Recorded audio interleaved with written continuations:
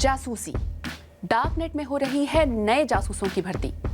अमेरिकी गुप्तचर सेवा CIA ने हाल ही में सोशल मीडिया पर पोस्ट कर रूसी नागरिकों से उन्हें कांटेक्ट करने की अपील की, ताकि ऐसे रूसियों की भर्ती कर सके जो रूस के यूक्रेन में युद्ध छेड़ने के खिलाफ हों। रूसी गुप्तचर डार्कनेट पर CIA को संपर्क कर सकते हैं, लेकिन डार्कनेट क्यों? क्या ये वाकई सेफ है? CIA ने विस्तार से बताया है कि रूस के अंदर से कोई भी सुरक्षित तरीके से उनसे कैसे संपर्क कर सकता है।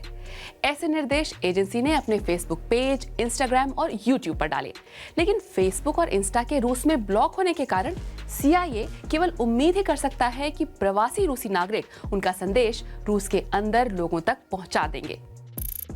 शायद CIA को पता चला हो कि कई परेशान रूसी लोग उनसे संपर्क करना चाह रहे हैं, लेकिन किसी भी हाल में CIA के लिए स्थानीय लोगों से सूचना हासिल कर पाना बहुत अहम है। खबरें जो भी हो, उसे काफी जोखिम उठाना होता है। पकड़े जाने की सजा बहुत कड़ी होगी, इसलिए किसी आम चैनल का इस्तेमाल नहीं किया जा सकता।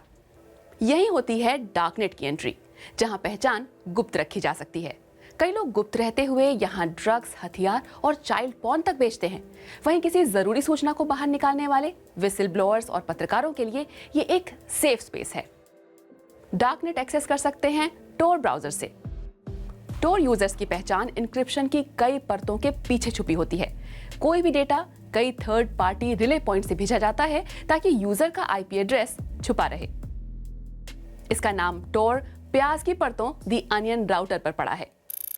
CIA डार्कनेट का इस्तेमाल 2019 से करता आया है। देखिए ये होता कैसे है।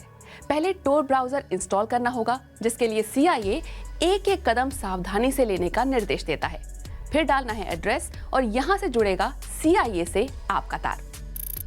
फिलहाल तो CIA ये अपील रूसी नागरिकों से कर रहा है, लेकिन सच ये है कि इस तरीके का इस्तेमाल कर कोई भी दुनिया में कहीं से भी अमेरिकी गुप्तचर एजेंसी तक कोई भी बात पहुंचा सकता है।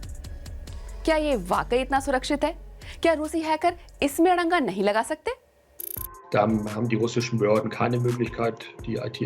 रूसी एक्सपर्ट्स के पास कोई विकल्प नहीं है। ये वैसे काम करता है जैसे दुनिया भर में विसल ब्लोअर्स करते हैं।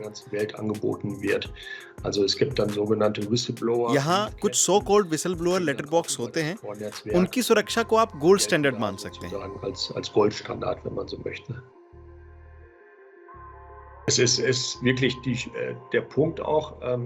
मुद्दा यह है कि इस समय रूस में टोर डाउनलोड करना आसान नहीं रहा। निगरानी तो नहीं हो रही है, लेकिन जिन आधिकारिक सर्वर से टोर डाउनलोड किया जा सकता था, इस समय वो रूस में ब्लॉक है। इसलिए आपको डाउनलोड के दूसरे तरीके खोजने होंगे। जो सोशल मीडिया अब भी चल रहा है, उसके जरिए टोर अब भी वो सुविधा मुहैया करवा रहा है।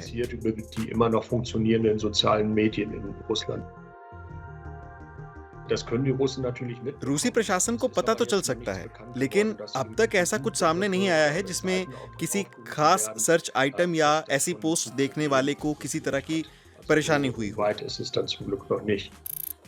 डार्कनेट में पहचान को गुप्त रख पाना एक और आपराधिक मानसिकता वालों तो दूसरी ओर पॉलिटिकल एक्टिविस्ट दोनों को सुरक्षा देता है। कई दूसरी इंसानी खोजों की तरह ये भी एक दोधारी तलवार है। आप डार्कनेट को कितना सुरक्षित मानते हैं, खास तौर पर किसी विदेशी सीक्रेट सर्विस को अपने देश के राज बताने के लिए? कमेंट कीजिएगा।